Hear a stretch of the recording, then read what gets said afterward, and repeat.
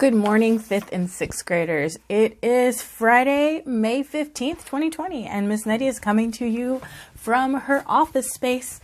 I wanted to tell you exactly why I'm focusing on the Chinese American actress Anime Wong and just what the Chinese Exclusion Act, what I'm trying to get you guys to just let resonate within you. And when I say resonate, I mean you just let it stay with you, and you might think about it from time to time in the future. It's not something I want you to hone in and be real aggressive and hard on now, but however you take this information, I want you to know it's coming from a place of us as Americans to be able to create a more positive future for everyone. Everyone. Not just you, not just me. Everybody. Okay? That's always my intent.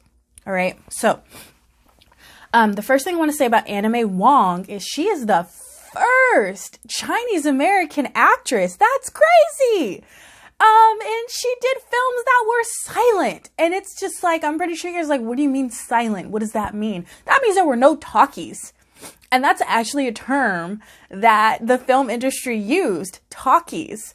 There was a point in time for about, I would say maybe 70 years that movies, there was no speaking, there was no dialogue. Everyone was acting very serious when they moved to convey how they felt. And people loved it. People would pay a penny to go see these movies. Yes, guys, movies used to cost a penny.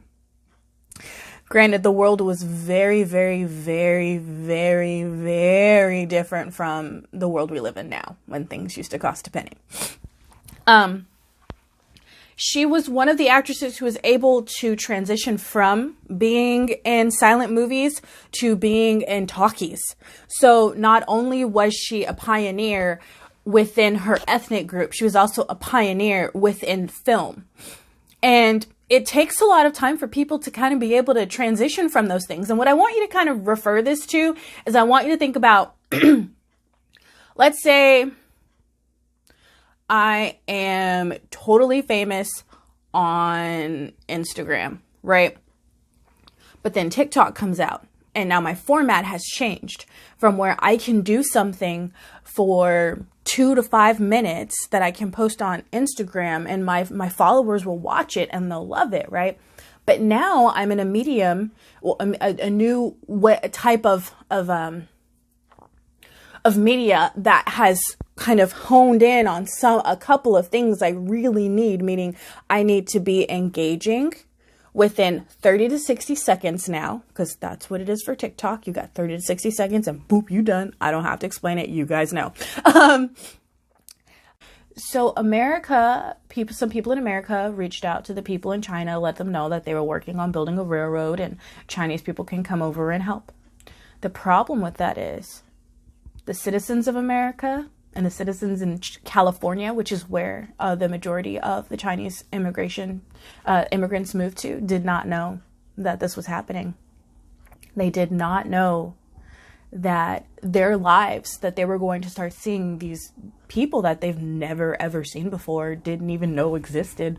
Some of them did not know that that China was even a place at this point in time. Honestly, truly, they didn't. So, you had these people waking up one day and seeing all these other people here that they'd never seen before.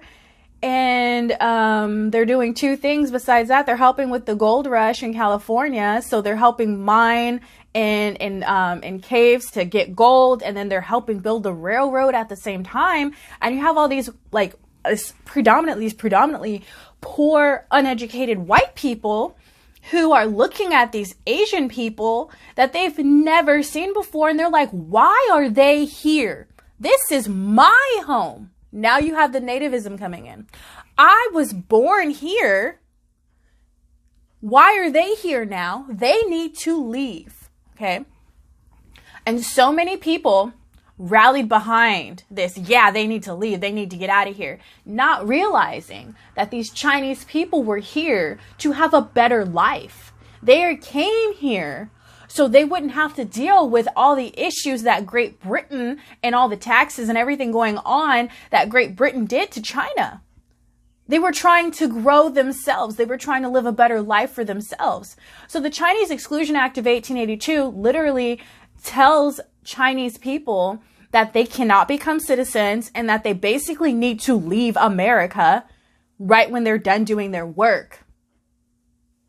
So we wanted, at this point in time in history, in the 1800s, late 1800s, the government wanted these people to work and then leave. So then those people who are here in the 1880s could benefit from the work of these Chinese immigrants, but then get out.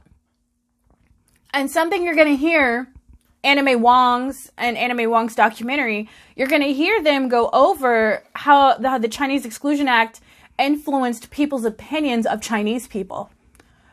Because it really, really, really did. It really influenced them, and it influenced them negatively. And I want you to think about how this group now was marginalized in the late 1880s. And that marginalization stayed with them, okay? Even after those acts were overturned later on, which is something I can go over later, but at this moment in time, I'm just focusing on the Exclusion Act itself. As those laws were overturned, you still had people treating people of Chinese descent very poorly in America. And because a lot of people didn't even know that there was a difference in ethnic people from Asia, they considered any person who looked similar to Chinese people to be Chinese. Like they did the same thing with Japanese people. They considered a lot of people that looked like, a little bit like they were Asian or from this area in Asia. They consider them either to be Chinese or Japanese. Not Korean, not Vietnamese, not Filipino, not Tahitian. It was a caveat of sadness. This piece of our history is sad. But it's something we all need to know so we cannot repeat it. Because if we can know what's happening, we know the signs of what we need to not let happen again. And that's the main point, is not to let these things ever happen to anyone ever again. Okay?